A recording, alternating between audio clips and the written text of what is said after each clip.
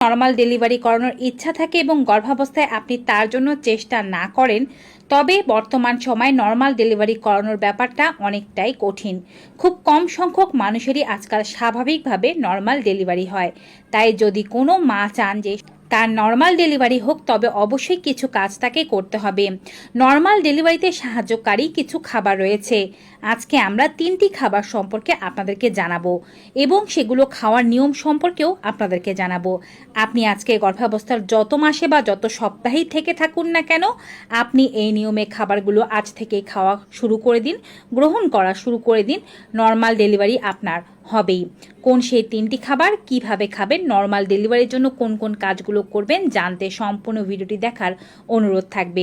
YouTube থেকে দেখে থাকলে সাবস্ক্রাইব করুন, ফেসবুক থেকে দেখে থাকলে পেজটি ফলো করুন। ভিডিওটি ডাউনলোড করে রাখুন যেন পরবর্তীতে খোঁজাখুঁজি করতে না হয়। ভিডিওটি বেশি বেশি মাত্রায় সকলের সাথে শেয়ার করে দিন। চলুন এবারে মূল ভিডিওতে পা রাখি। নর্মাল ডেলিভারির জন্য একজন মাকে শারীরিক ও মানসিক উভয়ভাবে প্রস্তুতি নিতে হবে। মানসিক প্রস্তুতির মধ্যে রয়েছে নর্মাল ডেলিভারির পেইন সম্পর্কে জানতে হবে, প্রসেস সম্পর্কে জানতে হবে এবং সেই অনুযায়ী নিজেকে প্রস্তুতি করিয়ে রাখতে হবে। নর্মাল ডেলিভারির ইচ্ছা যদি থাকে, তবে অবশ্যই স্বল্প থেকে বিস্তর ব্যথা সহ্য করার মতো মানসিকতা থাকতে হবে। ব্যথা সহ্য করার মতো কোনো ক্ষমতাই যদি আপনার না থেকে থাকে, সেক্ষেত্রে সেই সাহসও যদি আপনার না হয়, নর্মাল ডেলিভারির ইচ্ছা আপনার পোষণ না করাই ভালো। কারণ ডেলিভারির ক্ষেত্রে যে অল্প বিস্তর ব্যথা হয়, সেটি সহ্য করার পরেই আপনি নর্মাল ডেলিভারি করতে পারবেন। আর তার জন্য আগে থেকে মানসিক প্রস্তুতি রাখাটা খুব বেশি জরুরি।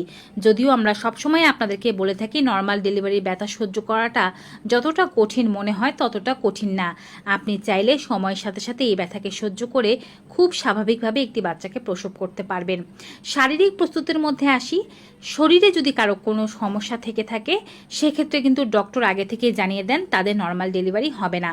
যেমন মনে করুন তাদের পেটে 2টো বাচ্চা আছে, কিংবা বাচ্চার প্লাসেন্টা ছেড়ে গিয়েছে, রক্তপাতের কোনো হিস্ট্রি আছে, বারবার মিসক্যারেজ হয়ে যায়, কিংবা জল ভেঙে গিয়েছে, বাচ্চার আকার অনেক ছোট, বাচ্চার আকার অনেক বড়, মায়ের ওজন অতিরিক্ত বেশি, মায়ের ওজন অতিরিক্ত কম, মায়ের জরায়ুর রাস্তায় কোনো সমস্যা আছে, মায়ের জরায়ুর রাস্তা অতিরিক্ত চিপা, বা বাচ্চার মাথা অতিরিক্ত বড়, মায়ের রক্তশূন্যতা রয়েছে, কিংবা মায়ের প্রেশার রয়েছে, মায়ের ডায়াবেটিস, এই ধরনের জটিলতাগুলোর ক্ষেত্রে চিকিৎসকেরা নর্মাল ডেলিভারির জন্য রিস্ক নিতে চান না। কারণ এক্ষেত্রে মা ও বাচ্চা উভয়েরই জীবনের ঝুঁকি থেকে যায়।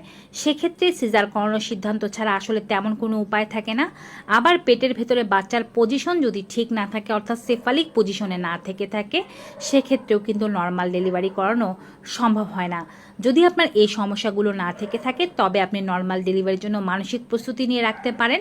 হালকা বিস্তর এক্সারসাইজ না করতে পারলেও অন্ততপক্ষে 30 মিনিট দৈনিক হাঁটবেন। অতিরিক্ত শুয়ে বসে থাকবেন না। সংসারে স্বাভাবিক ভারী নয় এমন কাজগুলো করবেন। ওজনটাকে একটু নিয়ন্ত্রণে রাখার চেষ্টা করবেন।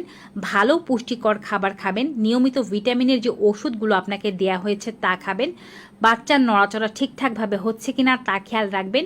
প্রয়োজনীয় নেটাল চেক আপ, অর্থাৎ যখন যখন আপনাকে ডক্টরের কাছে যেতে বলা হয়েছে তখন যাবেন। যখন যখন আপনার ব্লাড প্রেশার, ডায়াবেটিস এবং আল্ট্রাসাউন্ড করতে বলা হয়েছে, সবগুলো অবশ্যই করবেন।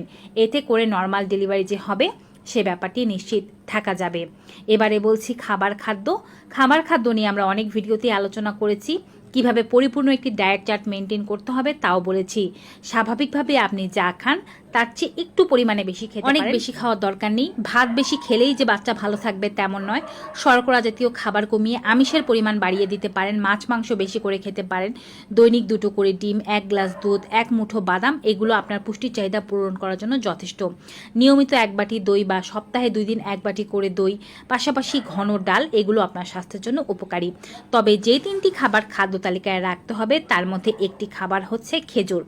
খেজুর ফলিক অ্যাসিড, ক্যালসিয়াম এবং আয়রনের দুর্দান্ত উৎস। আপনি যদি প্রথম স্টেপেই ফেল করে যান, তবে নর্মাল ডেলিভারি হবেই না। অর্থাৎ যদি আপনার শরীরে নর্মাল ডেলিভারির জন্য শক্তি না থাকে, আপনার ও আপনার বাচ্চার ওজন একটি আদর্শ মাত্রায় না থেকে থাকে, তবে আপনি নর্মাল ডেলিভারি করাতে পারবেন না। বাচ্চার ওজন পেটের মধ্যে 2.5 কেজি থেকে 4 কেজির মধ্যে হতে হয়। এর জন্য অবশ্যই পর্যাপ্ত পরিমাণে ভিটামিন, আয়রন এগুলো আপনার শরীরে থাকতে হবে। খেজুর আপনাকে সেই ভিটামিন ও আয়রনগুলো প্রদান করতে সাহায্য করবে। খেজুর প্রচুর এনার্জিদায়ক একটি খাবার, পাশাপাশি হিমোগ্লোবিন বাড়াতে খুবই সাহায্য করে। গর্ভবতী মা ও শিশুর যে সমস্ত চাহিদাগুলো রয়েছে যা পূরণ হচ্ছে না তা পূরণ করে দেবে। আপনি গর্ভাবস্থার যে পর্যায়ে থাকুন, এটি আপনি গর্ভাবস্থার শুরুর দিন থেকেই শুরু করতে পারেন, অর্থাৎ মোটামুটিভাবে 6ষ্ঠ মাস পর্যন্ত রোজ আপনি 3টি করে খেজুর খেতে পারেন।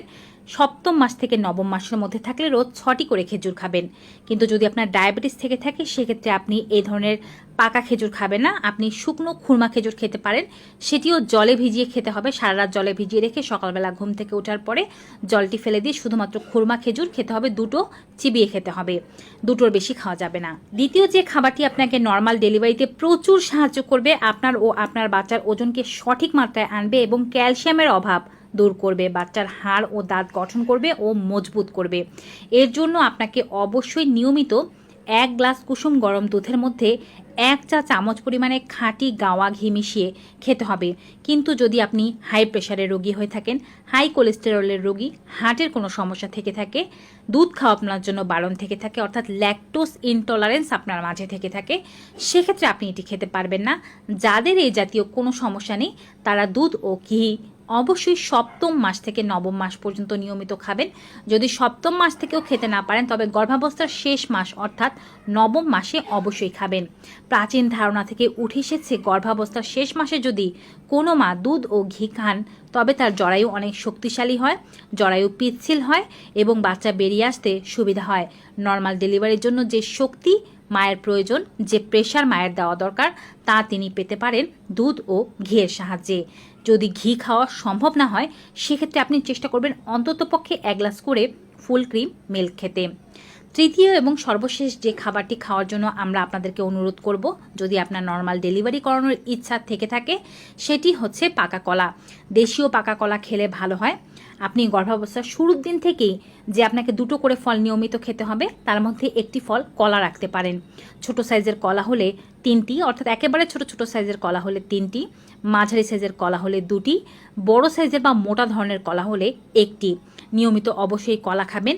এতে iron, calcium, magnesium, potassium, phosphorus সব কিছুই আপনার দেহে একটি ব্যালেন্সে প্রবেশ করবে। এটিও আপনাকে প্রচুর এনার্জি দেবে, রক্ত উৎপাদিত করতে সাহায্য করবে, বাচ্চার পুষ্টির চাহিদা পূরণ করবে, আপনাকে ও বাচ্চাকে একটি নির্দিষ্ট ওয়েটে নিয়ে আসবে এবং নর্মাল ডেলিভারিতে দারুণভাবে সাহায্য করবে।